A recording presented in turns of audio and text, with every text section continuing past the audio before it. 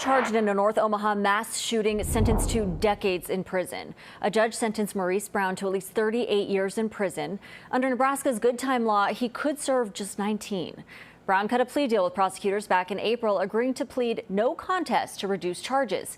This all stems back to a shooting outside a liquor store near 30th and Pinckney about a year ago. Brown himself and 6 others were hurt. Health officials